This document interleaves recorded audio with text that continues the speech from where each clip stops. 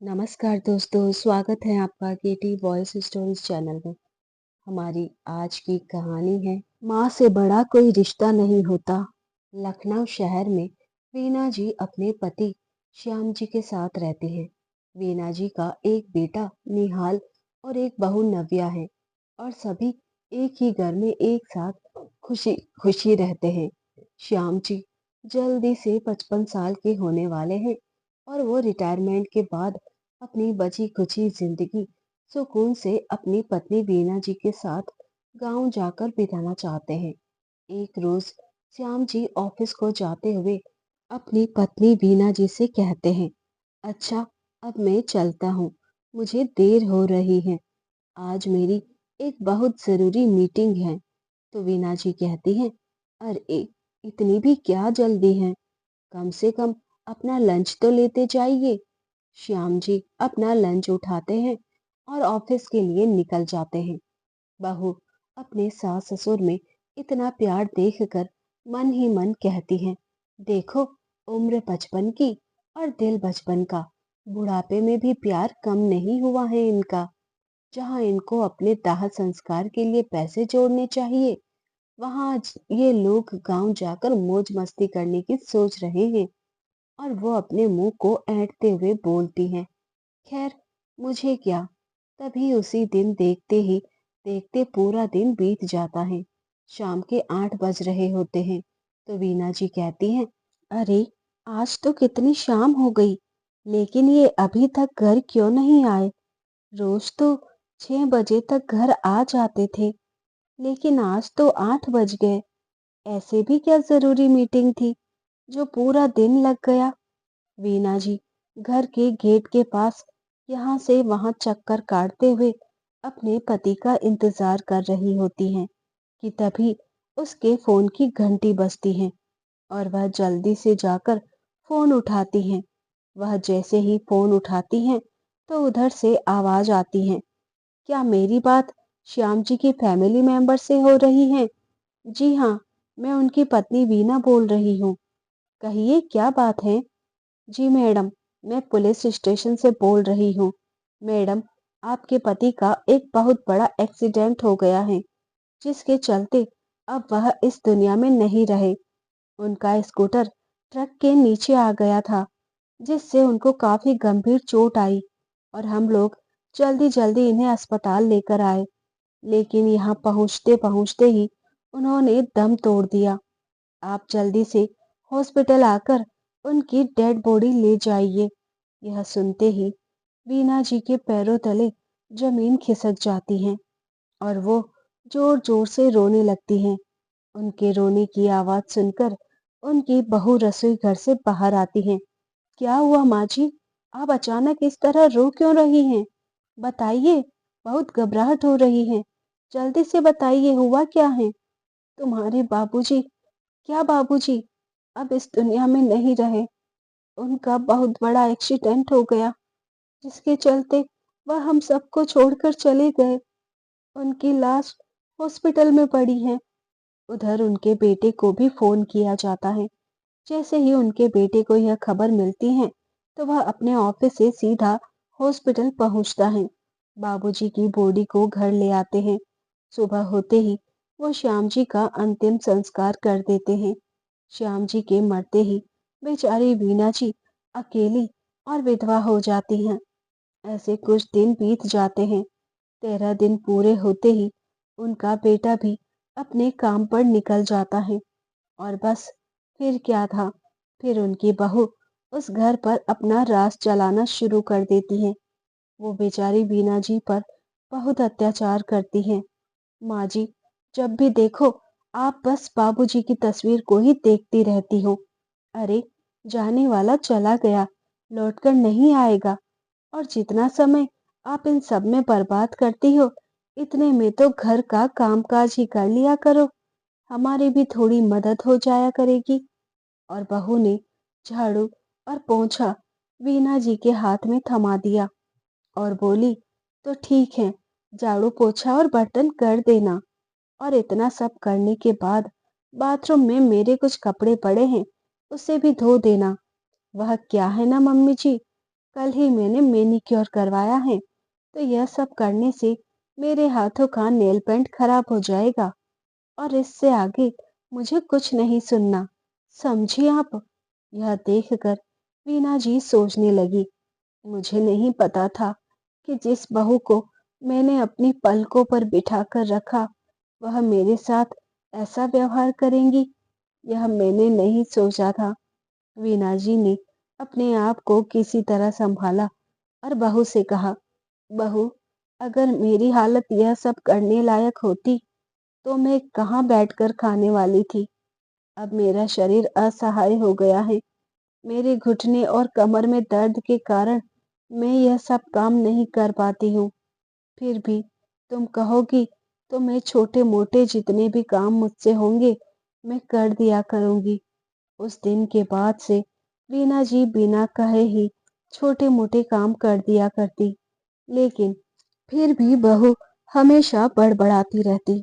फिर भी वीना जी सब कुछ बर्दाश्त कर जाती और अपने बेटे से कुछ नहीं कहती। एक दिन वीना जी की तबीयत बहुत ज्यादा खराब थी। शायद उन्हें थोड़ा थोड़ा बुखार भी था। इसी वजह से वह अपने कमरे में आराम कर रही होती हैं, जिसे देख नव्या का पारा 7वें आसमान पर पहुंच गया और वह बड़बड़ाती हुई कमरे में आती है। इसे तो कोई चिंता ही नहीं है, घर के सारे काम पड़े हैं और ये बुढ़िया आराम किए जा रही है। देखो तो इस बेशर्म को कैसे सोई पड़ी है। अपने घर बाहर की तो बिल्कुल भी चिंता नहीं है। इसे मैं तो जैसे इसकी नौकरानी हूँ, जो दिन भर काम करूं। चलो उठो, अब आज इसकी ऐसी खबर लूंगी कि इसे अच्छे से समझ आ जाएगा कि बहू जब अत्याचार करती है तो कैसा लगता है। अभी मजा चखाती हूँ इसे। इसके बाद नव्या टेबल पर रखे गिलास में से पानी लेती है और वीना जी के मुंह पर फेंक देती है, जिससे घबराकर वीना जी एकदम जल्दी से उठ जाती हैं और कहती हैं, बहू क्या हुआ? नव्या चिल्लाते हुए कहती है, बुढ़िया, काम चोरी की भी हद होती है। जब देखो अपने कमरे में पड़ी रहती हो। इस तरह काम नहीं चलेगा। अगर 2 वक्त की रोटी चाहिए तो घर के काम करने पड़ेंगे। हाँ, हमारे घर में मुफ्त की रोटियां तोड़ने को नहीं मिलेगी। बेचारा मेरा पति सुबह सुबह निकल जाता है और रात को काम पर से लौटता है। और एक ये है उनकी माँ, जिन्हें बस खाली पड़ी पड़ी खाने को चाहिए। तभी वीना जी अपनी बहू से कहती हैं, बहू, आज मेरी तबीयत ठीक नहीं लग रही। आज मुझसे कुछ काम नहीं होगा। आज तुम ही घर के काम निपटा लो। इस पर उनकी बहू नव्या कहती है, बुढ़िया, कोई बहाना नहीं चलेगा। जल्दी से उठ और काम निपटा, वरना आज तुझे अन्न का एक दाना नहीं मिलेगा। फिर आराम फरमाना, भूखे पेट, समझी? अपनी बहू की बातें वीना जी को पूरी तरह चुभ जाती हैं और वो बेचारी बीमारी में भी उठकर काम करने लग जाती हैं। इधर निहाल को अपनी जरूरी मीटिंग के लिए उसे बाहर जाना पड़ जाता है, तो वह अपनी पत्नी नव्या से कहता है, मैं आज जरूरी मीटिंग से बाहर जा रहा हूँ, तुम माँ का ख्याल रखना। नव्या संस्कारी बहू बनते हुए कहती है, अरे, माँ जी का ध्यान नहीं रखूंगी तो कौन रखेगा? आप चिंता मत कीजिए, मैं उनके पैर जमीन पर भी नहीं रखने दूंगी। वो इतना जल्दी में रहता है कि अपनी माँ को देख ही नहीं पाता है। और इधर वीना जी बेचारी भूखे प्यासे किचन में काम निपटाने में लगी रहती हैं। भूख होने के कारण उनमें इतनी कमजोरी आ जाती है कि वो दूध का पतीला फ्रिज में रखने जा रही होती हैं, लेकिन सारा दूध उनके हाथ से छूटकर नीचे गिर जाता है, जिसे नव्या देख लेती हैं और वह वीना जी पर आग बबूला होते हुए उस पर चिल्लाते हुए कहती हैं, भगवान, इस औरत ने तो हमें बर्बाद करने की ही ठानी है। अरे, नुकसान करने के अलावा तुम्हें कुछ आता भी है या नहीं? इसके बाद वह ना आप देखती है ना ताव, वीना जी को बालों से घसीटते हुए घर से बाहर की तरफ ले जाती हैं और कहने लगती हैं, बुढ़िया, आज तू बाहर ही आंगन में सोएगी। तूने इतना नुकसान किया है, उसकी भरपाई तुझे भूखे रहकर चुकानी पड़ेगी। वीना जी बेचारी बहू के आगे हाथ जोड़ती रह जाती हैं। बहू, ऐसा मत करो, मुझसे गलती हो गई। अब आगे से ऐसा नहीं होगा। आगे से मैं ध्यान से काम करूंगी। मुझे बस एक रोटी ही दे दो, भले ही सूखी या बासी। बहू, मुझे बहुत जोरों की भूख लगी है। सास रोते गिड़गिड़ाते रह जाती हैं। लेकिन मजाल है कि बहू के कान में जरा सा भी जू रेंगा हो। वीना जी बेचारी धम से जमीन पर गिर जाती हैं और अपने पति श्याम जी को याद करके रोने लगती हैं। अरे, जाना था तो पहले मुझे बताना तो चाहिए था। आप क्यों चली गए? देखो, आपके जाने के बाद मेरी क्या हालत हो गई है। आज एक एक रोटी पानी के लिए मोहताज कर दिया है बहू ने। रोते रोते वह उल्टी कर देती हैं, जिससे पूरे आंगन में गंदगी फैल जाती है। बहू जब सवेरे उठकर जैसे ही दरवाजा खोलती हैं, उसको तो देखकर खून खोल उठता है। वो मुंह को साड़ी के पल्लू से ढकते हुए बोली, बुढ़िया, तूने यह क्या किया? पूरे आंगन में इतनी गंदगी फैला दी। तो खुद तो बीमार रहती है, अब क्या मुझे भी रोगी बनाएगी? अब बैठी क्या है? इसे जल्दी से साफ कर।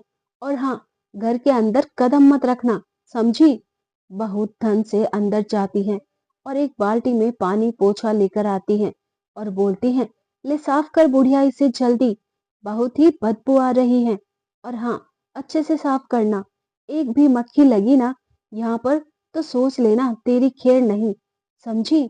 मैं तेरे कपड़े लेकर आ रही हूँ, बाहर आंगन में ही नहा लेना। इस पर वीना जी कहती हैं, पर बहू, मैं बाहर खुले आंगन में कैसे नहाऊंगी? कोई देखेगा तो क्या कहेगा?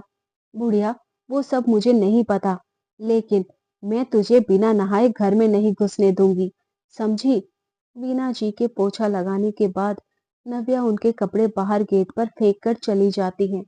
बेचारी वीना जी अपनी साड़ी उठाती हैं और उसे वहां लगे पेड़ में चारों तरफ से बांध कर घेर लेती हैं, जिससे कि नहाते हुए उन्हें कोई देख ना सके। इधर बहू सोफे पर बैठकर आराम से अपनी माँ से बात कर रही थी, जो अपनी बेटी को ज्ञान बांट रही थी। बेटा, तू एक काम कर, तू बुढ़िया से घर के कागज पर कैसे ना कैसे करके साइन करवा ले और बुढ़िया को बेहोश करके कहीं दूर छोड़कर उससे छुटकारा पा। और जब बेटा आए और पूछे तो बोल देना कि माँ जी मंदिर गई हैं। वह अपनी माँ के ना लौटने पर थोड़ा ढूंढेगा और फिर हाथ थक कर खुद बैठ जाएगा। इस पर नव्या कहती है, अरे माँ, तुम्हें लगता है बुढ़िया मेरे कहने पर साइन कर देगी? अरे, यह बुढ़िया बहुत ढीठ है, ये नहीं करने वाली। तभी उसकी माँ के दिमाग में एक घिनौना आइडिया आता है और वह अपनी बेटी नव्या से कहती है, तू एक काम क्यों नहीं करती? बुढ़िया खुद ब खुद साइन कर देगी। अच्छा माँ, मुझे क्या करना है? जल्दी से बताओ, क्योंकि मैं भी इस बुढ़िया से छुटकारा पाना चाहती हूँ और इस घर में अपना राज भी जमाना चाहती हूँ।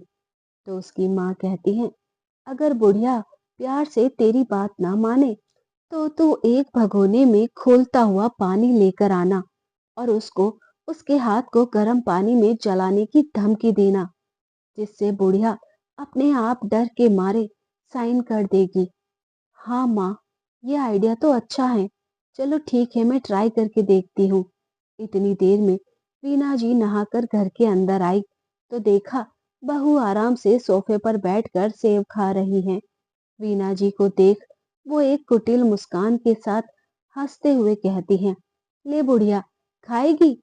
हाँ, खाएगी, ले ले खा ले। वो सेब को उनकी ओर फेंकते हुए बोलती हैं, जिससे वीना जी डर जाती हैं।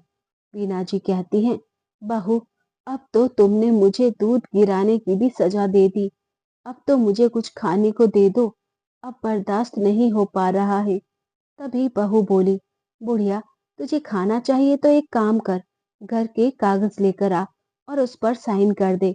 फिर तुझे खाना पीना सब टाइम से दूंगी और तुझे भूखा नहीं रहना पड़ेगा, महारानी बनकर रहना। तभी वीना जी मन ही मन सोचती हैं, अभी तो यह घर मेरे नाम पर है, तो बहू मेरी यह दुर्दशा कर रही है, खाना पीना सब हराम कर रखा है और घर की नौकरानी से भी बदतर मेरे साथ व्यवहार करती हैं। अगर मैंने साइन कर दिया तो ये मेरे साथ क्या करेगी, वो तो भगवान ही जानता होगा। यही सोचकर उन्होंने साइन करने को मना कर दिया, जिस पर बहू आग बबूला हो गई और बोली, बुढ़िया, तुझे प्यार की भाषा समझ नहीं आती है क्या? तू ऐसे नहीं मानेगी। तू अभी रुक, मैं अभी आती हूँ। तुझे तो सबक सिखाना ही होगा। नव्या दनाते हुए किचन में गई और एक भगोने में गरम खोलता हुआ पानी लेकर आ गई, जैसे कि उसकी माँ ने बताया था। वो उस भगोने को उनके आगे रखते हुए कहती हैं, बुढ़िया, अब बता, साइन करेगी या नहीं? अगर अपनी सलामती चाहती हैं तो जल्दी से साइन कर, वरना तेरा हाथ यही गर्म पानी में घुसा कर जला दूंगी। वीना जी भी डरती नहीं है और तुरंत मना कर देती हैं। इस पर नव्या वीना जी का हाथ खींचकर जबरदस्ती गर्म भगोने में डालने लगती हैं और बोलती हैं, एक ही बात रटती रहती हैं, साइन कर बुढ़िया, साइन कर। तभी अचानक से वीना जी का बेटा निहाल पहुंच जाता है और अपनी माँ की ऐसी दयनीय हालत को देखकर आग बबूला हो उठता है। तभी वो चीख कर बोलता है, नव्या। वह एकदम से पीछे मुड़कर देखती है तो उसके पैरों तले जमीन खिसक जाती है। निहाल गुस्से में आकर नव्या को एक जोरदार थप्पड़ लगा देता है और कहता है, तुम्हारी हिम्मत कैसे हुई मेरी माँ के साथ ऐसा व्यवहार करने की? मेरे ना रहने पर तुम मेरी माँ के साथ ऐसा व्यवहार करोगी? मुझे पता नहीं था। नव्या एकदम से घबरा जाती है और अपनी सफाई में कुछ बोलने की कोशिश करती है कि निहाल फिर से एक जोर का थप्पड़ नव्या को लगा देता है। मेरी माँ अभी भी इतनी मोहताज नहीं है कि वह अपने लिए कुछ ना कर पाए। वह मेरे बिना भी आराम से अपने घर में बैठकर नौकर चाकर लगाकर रह सकती हैं। इतना तो इंतजाम पापा उनके लिए पहले से ही करके गए हैं। पर माँ है ना, वो अपनी ममता को कहाँ ले जाए? उन्हें तो यहाँ उनके बच्चे की ममता ही खींच लाई। तुम्हारी हिम्मत कैसे हुई मेरी माँ के साथ ऐसा करने की? लेकिन बस, अब और नहीं। अपना बैग पैक करो, मैं अभी तुम्हारे घर छोड़ देता हूँ। इतने में वीना जी अपने बेटे से बोली, बेटा, तुम मेरे चक्कर में अपना घर मत उजाड़ो। वैसे भी मेरा कुछ नहीं पता है। आज हूँ, कल नहीं, लेकिन तुम्हारे आगे तो तुम्हारी पूरी जिंदगी पड़ी है। निहाल ने अपनी माँ से हाथ जोड़कर माफी मांगते हुए कहा, माँ, आप चिंता मत कीजिए, मैं सब ठीक कर दूंगा। इतने में निहाल अंदर कमरे से नव्या का सामान पैक कर बैग उसके पैरों में पटक देता है और हाथ पकड़कर नव्या को जबरदस्ती ले जाने लगा। तो नव्या वीना जी के पैरों में गिरकर माफी मांगने लगी, मम्मी जी, मुझे माफ कर दीजिए। मैंने आपके साथ बहुत गलत किया। आपने हमेशा मुझे अपनी एक बेटी की तरह प्यार किया और मैंने आपके साथ नौकरानी की तरह सुलूक किया। मैं बहुत लालची हो गई थी। प्लीज मुझे माफ कर दीजिए। मैं आइंदा कभी भी आपके साथ ऐसा नहीं करूंगी। बहुत गिड़गिड़ाने पर वीना जी ने नव्या को माफ कर दिया, लेकिन निहाल उसे माफ करने को तैयार ही नहीं था। वह अभी भी अपनी जिद पर ही खड़ा था। उसने नव्या का हाथ पकड़ा और जबरदस्ती ले जाने लगा। नव्या पीछे से वीना जी को हाथ पकड़कर रोते हुए बोली, मम्मी जी, ऐसा मत होने दीजिए। मैं कहाँ जाऊंगी? मैं अपने पापा को क्या जवाब दूंगी? मेरे पापा पहले से ही दिल के मरीज हैं। अगर उन्हें यह सब कुछ पता चलेगा तो वह तो जीते जी ही मर जाएंगे। यह सब देख वीना जी को अपनी बहू पर तरस आ गया और बेटे के हाथ से बहू का सामान छीन लिया और नव्या को उसके कमरे में वापस भेज दिया। तो निहाल गुस्से में कुछ देर के लिए बाहर निकल गया, क्योंकि नव्या ने वीना जी के साथ जो किया वह सब उससे बर्दाश्त नहीं हो रहा था। माँ ने बेटे को बहुत समझाया, बेटा, बहू को माफ कर दे। अब बहुत मिल गई उसको सजा। बेटे बहू के बीच सब कुछ सही ना होते देख वीना जी ने फैसला ले लिया। एक दिन वीना जी सुबह सुबह उठी और अपना सामान अपने बैग में लगाने लगी। वह बैग में सामान पैक कर ही रही थी कि तभी बेटा भी आ गया। माँ को बैग पैक करते देख निहाल बोला, माँ, आप कहाँ जा रही हो? माँ ने कहा, बेटा, बस, मैं तुम्हारे पास इतने दिन ही रह सकती थी। मैं नहीं चाहती मेरे रहते तुम दोनों के बीच अनबन रहे। अब जब तुम्हें मेरी याद आए तो मुझसे मिलने मेरे गांव आ जाना। तुम्हारी माँ वहां तुम्हारा सदैव इंतजार करेगी। अभी तुम मुझे स्टेशन तक छोड़ आओ।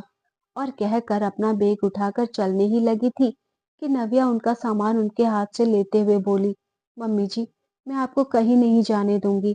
अपनी गलती का प्रायश्चित आपकी सेवा करके करना चाहती हूँ। वीना जी बोली, बहू, मैंने तुझे माफ कर दिया है। मेरे मन में अब तेरे लिए कोई खिन्न नहीं है। मम्मी जी, अगर माफ कर दिया होता तो आप यहाँ से नहीं जाती। कुछ भी हो जाए, मैं आपको यहाँ से नहीं जाने दूंगी। इतना कहकर वो वीना जी का सामान उनके कमरे में ले जाकर रख देती हैं और अब उनकी सेवा में दिन रात लग जाती हैं। और अब उसने अपनी मम्मी से बात करना भी बंद कर दिया था, क्योंकि वह समझ चुकी थी कि उसका आधा से आधा घर बिगाड़ने में उसकी मम्मी का ही हाथ था। निहाल नव्या को अपनी माँ के प्रति उसकी सेवा भाव देखकर खुश हो जाता है और वो समझ जाता है कि उसकी पत्नी नव्या सच में सुधर चुकी है और वो यह सब देख नव्या को माफ कर देता है। और इसी बीच एक और खुशखबरी उनके घर में आ जाती है। नव्या माँ बनने वाली होती है। अब तो घर में खुशियां ही खुशियां आ जाती हैं। अब वीना जी अपनी बहू का बहुत ध्यान रखने लगती हैं। उसे टाइम से खाना देना, दवाई देना। देखते ही देखते 9 महीने बीत जाते हैं और नव्या एक बेटे को जन्म देती है, जिसे देखकर वीना जी बहुत खुश हो जाती हैं और खुशी के मारे सबको मिठाई बांटती हैं। और अब उनको एक पोते के रूप में एक खिलौना मिल चुका था, जिसके साथ वह दिन रात खेलती थी और उसकी परवरिश करती थी। बहू नव्या को अपने बेटे की कोई चिंता नहीं होती थी, क्योंकि उसकी दादी ही दिन रात संभालती हैं और आप सब मिलकर एक साथ खुशी खुशी रहते हैं। दोस्तों, हमारी लाइफ में कई रिश्ते हमसे जुड़े होते हैं, लेकिन माँ और बच्चे का रिश्ता सबसे खास और प्यारा होता है। माँ जो हमारा ख्याल रखने के साथ ही हमें काबिल इंसान बनाती हैं, अपनी हर ख्वाहिश को भूलकर हमारे ख्वाब पूरे करने का प्रयास करती हैं। बच्चा छोटा हो या फिर बड़ा, उसे कभी भी किसी भी तरह की परेशानी होती है तो तकलीफ माँ को भी होती है। ऐसे में हमें अपनी माँ का ख्याल हमेशा रखना चाहिए। लेकिन आजकल के बच्चे अपने बिजी शेड्यूल के कारण हम उनके लिए समय नहीं निकाल पाते हैं। कुछ लोग करियर में तरक्की करने के लिए अपने घरों से दूर रहते हैं। भले ही आप जितना मर्जी दूर रहे, लेकिन माँ आपके बारे में सोचना बिल्कुल नहीं छोड़ती है। उसे हर वक्त फिक्र होती है कि आपने खाना खाया या नहीं, आपकी तबीयत कैसी है। इसलिए माँ की ममता का कोई मोल नहीं लगाया जा सकता। हमें अपनी माँ को नजरअंदाज नहीं करना चाहिए। माँ की ममता अनुपम होती है, जो हमें जीवन के हर मोड़ पर आगे बढ़ने की शक्ति प्रदान करती है। वह हमारे संघर्षों को दूर करने और सफलता की ऊंचाइयों को छूने में हमारी मदद करती हैं। माँ के प्यार की कोई सीमा नहीं होती। वह हमेशा हमारे साथ होती है, चाहे हम कितने भी दूर हों। तो दोस्तों, मैं माँ बाप के ऊपर एक लाइन आपको सुनाना चाहती हूँ। किसी ने रोजा रखा, किसी ने उपवास रखा, लेकिन कबूल उसी का हुआ जिसने माँ बाप को अपने पास रखा। कभी पूछा है तुमने अपने माँ बाप से कि इतने दर्द कैसे सह लेते हो, फिर भी खुशी बरकरार रहती है? माँ बाप के चेहरे पर कभी पूछा, माँ बाप अंदर के दर्द को क्यों बयां नहीं करते हो और हमें अपने सर पर बिठा कर रखते हो और हमारी हर ख्वाहिश पूरी करते हो? बता दिया करो, हमें भी इतने दर्द कैसे सह लेते हो? खुद अंधेरे में रहकर हमें रोशनी देते हो, फिर भी अपने दर्द किसी से नहीं कहते हो। गलती हर किसी से होती है, हर कोई समझदार नहीं होता। जिंदगी भर पूजा करना माँ बाप की, क्योंकि माँ बाप से बड़ा कोई यार नहीं होता। जिंदगी में माँ बाप के सिवा कोई अपना नहीं होता। टूट जाए ख्वाब तो सपना पूरा नहीं होता। जिंदगी भर पूजा करना माँ बाप की, क्योंकि माँ बाप से बड़ा भगवान नहीं होता। तो दोस्तों, जो निहाल ने अपनी पत्नी के साथ किया, उस पर आपकी क्या राय है? हमें कमेंट करके जरूर बताएं। और कहानी पसंद आए तो चैनल को सब्सक्राइब, वीडियो को लाइक करना ना भूलें। फिर मिलते हैं आपसे एक नई कहानी के साथ। तब तक अपना ख्याल रखिए। धन्यवाद।